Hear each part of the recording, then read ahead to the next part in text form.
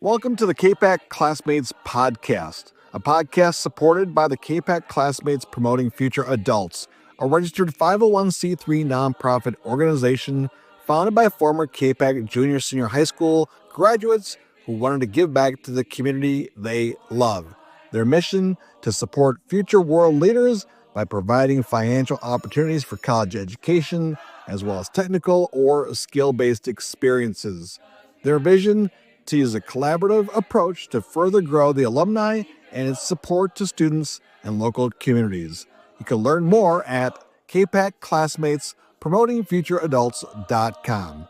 Welcome to the show. Hello, everyone, and welcome back to the Capac Classmates podcast. I'm John Gonzalez, and this is Capac Classmates Capac Classmates Promoting Future Adults. Yes, I know I always have a mouthful saying that, but we're excited because we're going to continue the conversation about this cool scholarship that's available for local students. Once again, I'm joined by my special co-host, Barbi Bourgeois. How you doing, Barbi? I'm well. How are you? I'm doing great. I want to remind everyone that I'm class of 1983, and Barbie's much, much younger than me. I think you said, what, class of 03, was it, 2003? So close. 86. Oh! Smarty. Class of 86. Wow, 80s. So we can do 80s trivia. We should do that sometime on a future podcast, right? That would be fun. Can you name your favorite teachers from the 80s? Miss Miller. There you go. Oh, I loved her. She was great. One of my favorite teachers as well. Again, folks, you're listening to this podcast. It's all about Capac history, Capac schools, Capac community, and of course, this organization, which is a nonprofit, been around for a few years now. We told the story about the nonprofit in the last podcast when we talked to Kyle Wetter, the most recent recipient of this scholarship. But now we're going to go to Michigan State University and check in with Dori Stuever. Dori, how you doing? I'm great. Good to hear. And we're going to talk to you about your journey and how you got the scholarship and what you're doing with that money. But Barbie, real quick, if you could just remind everyone what the scholarship's all about and how the money is raised. Well, the scholarship is designed to be inclusive. It is supposed to be for the most improved with a heavy emphasis on character. And what that means is the person who's applying is the one who determines what they're most improved on. And how they give back to the community makes a big difference. That goes into it as well. And we right now raise our funds primarily with a golf outing that happens in June called Weapons of Grass Destruction. I did not come up with a name, but many, many people love it. It's hilarious. So, well, I know that you were very involved with setting up the scholarship and also, doing the getting the applications, doing the process and everything. Dori, you were the second recipient of the scholarship. As I said, you're a student at Michigan State. You're a freshman in your first year here in 24-25. What's college been like so far for you? It's been very different coming from the tiny town of Capac, where I graduated with a class of 50 to going to 50,000 students. It's definitely different, but it's really great, and I'm having a great time so far. Good to hear. And you're studying what? Do you know? I'm a student in journalism, and then I have a minor in agribusiness management. Wow. So we have a lot in common then. Yes. Other than the agro business part of it, but still, I think being a journalist or going into communications was for me a lot of fun. But Dori, real quick, what made you apply for this scholarship?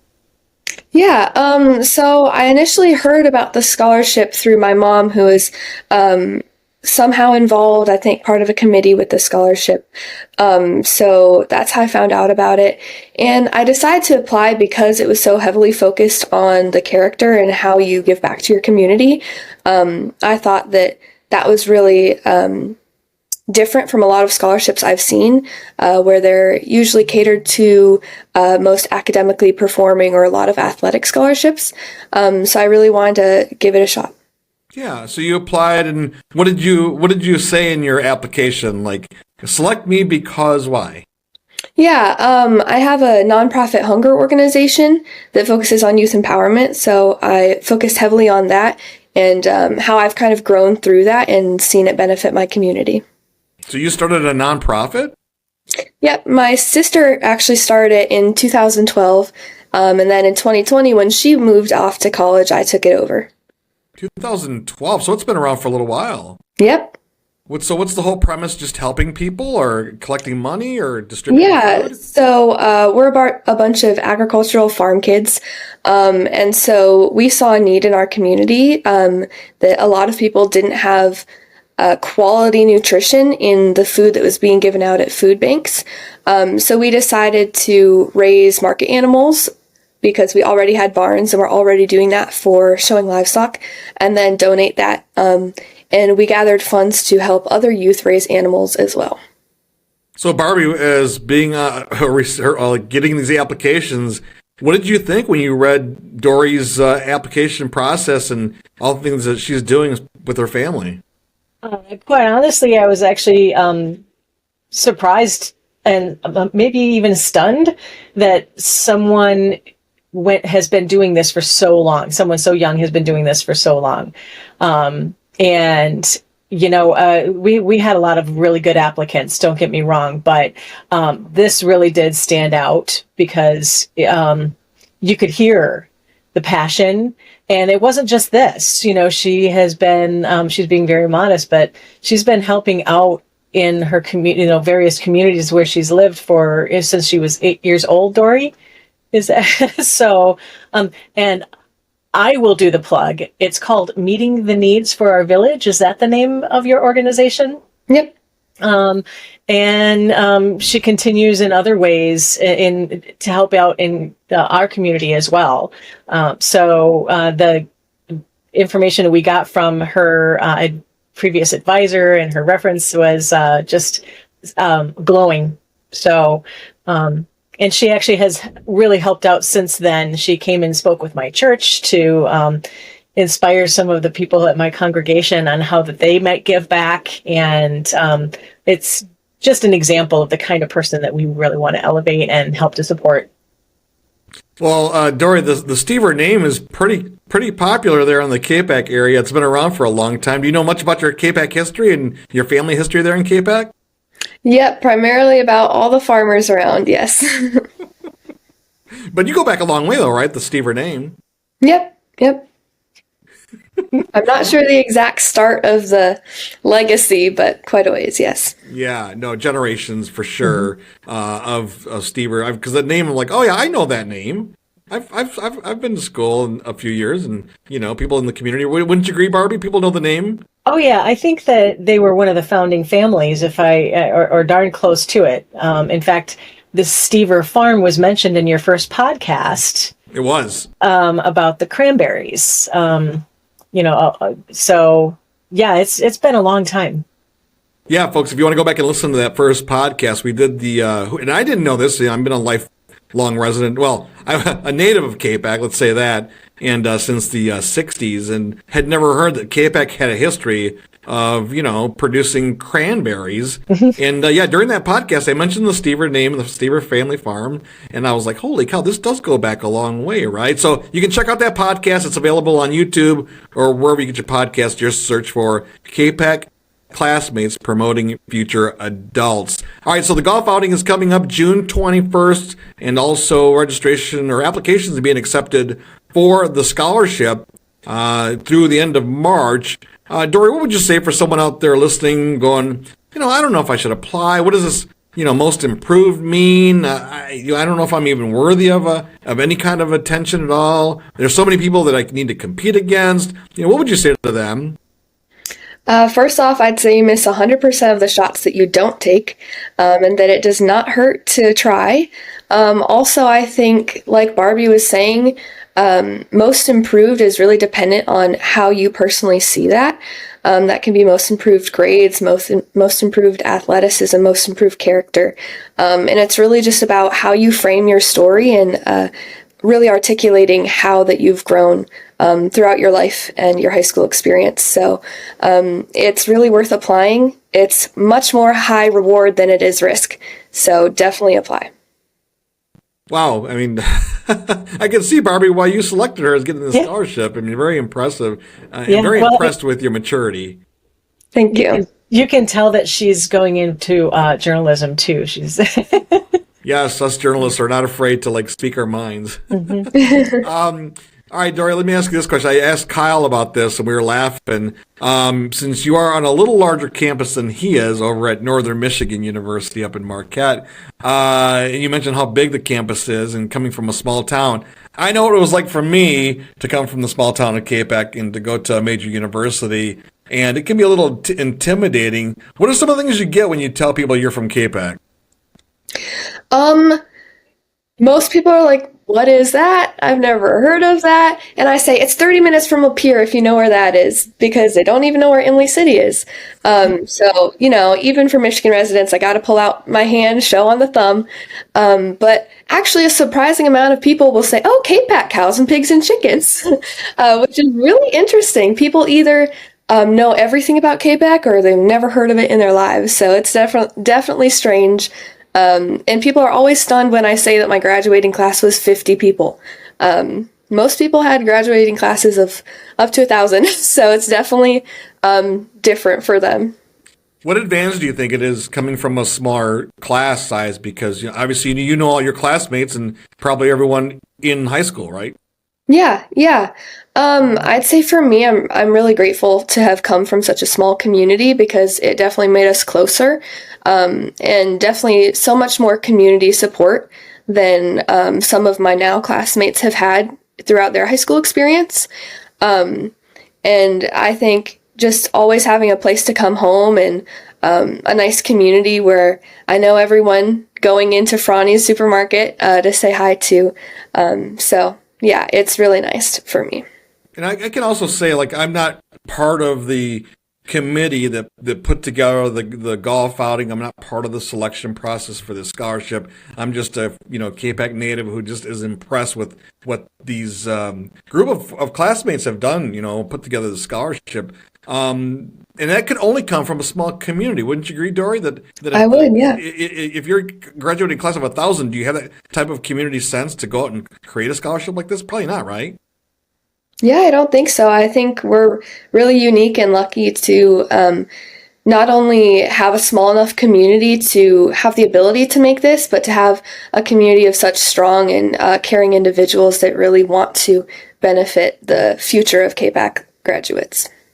Again, folks, you're listening to the Capac Classmates podcast. We're on with Barbi Bourgeois, who helped organize the scholarship as presented by the Capac Classmates promoting future adults. And also Dori Stuever, she's a freshman at Michigan State University. Happy to have her on as a guest here. She's the second recipient of this great scholarship program. All right, Barbie, you kind of slipped it out the first beginning of the podcast. One of your favorite teachers was Miss Miller. Any other shout outs from favorite teachers? Because I know we did that last podcast with Kyle. For me, honestly, Miss Miller is the one that stands out. There's not really another teacher who impacted me as much as her. I was a little bit of an oddball and a black sheep back in the day, and she always made me feel like I had something to offer. And it wasn't just about art. In fact, I never even started art until 2015. It was just about her caringness and listening and empowering me. Yeah, I would agree. I had her for 4 years of art, if you can believe it. I still can't believe I took 4 years of art. By the time I was a senior, I was like independent study or whatever. I think she made up the class because I had never even heard of anyone having independent study. So I just said to her, like, all right, what are we going to do this year? Because I've done everything, right? And she goes, like, pick a couple of your favorite things for first semester. Second semester, then just do just whatever you're interested in. Whatever topic you are interested in, do the research and, create some art to go along with it. It was great to have that freedom to go in there and, like, today I'm going to learn about the early Renaissance artist, right? And whatever it was. Or today I'm going to learn about Impressionism. And it was just cool to have her support and just kind of, like, go, you know what, you can do this. You can be anything you want to be. And I just love that about her. All right, Dori, that's enough about us old people. What are you who are some of the younger teachers out there that inspired you? Yeah, my favorite teacher, definitely, she doesn't work for Capac anymore, but was Mrs. DePreckle. She was the agricultural teacher, And she was so great at helping me build my confidence through just pushing me at new opportunities. And I really appreciated the way that she connected with us students and really focused on hands-on learning through working right with animals and learning that way. Yeah, Capac has such a history of having some great, teachers that are so supportive of the FFA, programs, right? Yeah. What do you love about that? What do you love about animals? I've been raising animals and showing them since before I could walk and talk. And I just love how rewarding it is. It's really taught me a lot about resilience and how to be dedicated to something. I always knew that if I didn't work with my animal every single day over the summer, I would not perform well in the show ring. So it really taught me how to have drive and motivation, and how that self-motivation can really build me up and drive me towards success. All right, so what do you see yourself doing? Being a journalist and covering, what's happening with farming? Yeah, so I'm kind of thinking that right now I'm still a freshman, so figuring out 100% the logistics is still in the works. But with my journalism major and agribusiness management minor, I'm kind of hoping to kind of cover issues relating to agriculture and natural resources and kind of be an advocate for positive change in the agricultural industry. But I'm also really looking into public policy right now. So just kind of right now trying to explore different areas and see where I really fall. All right. Well, Dori Stuever, it's so great to have you on the podcast. Thank you. Have a great rest of your freshman year. Go green. Go white. All right. See, she knows the lingo already. Barbi, anything else you want to add about where people can get more information and if they want to apply for the scholarship? Yeah, so I did want to point out one other thing that I neglected to say in our conversation yesterday, and that is the big picture of this scholarship is not only that it's easy to apply, and you don't have the same level. I mean, there's competition, but there's not the level of competition for this $5,000 scholarship that there is for so many other scholarships that are a little bit less money, right? So just take a chance, apply, and know that you have the opportunity to actually receive this. Also, we are not funded by a grant or someone who's donated a big legacy. This is every year your community going out there to try and support you. So take that and, do something with it. So this is really a different kind of a scholarship, and it really is the community coming together. You can go to Capac Classmates promotingfutureadults.com, and that will take you to the website where you can apply. If that's too much of a mouthful, we are going to be shortening that at some point. But in the meantime, you can also use the Google and type in Capac Classmates, and it will probably pop up. But click Capac Classmates promotingfutureadults.com is where you would go to apply. All right, the deadline is coming up March 31st to apply for the scholarship for the next academic year. The golf outing is June 21, so make sure to come out for that and support future scholarships.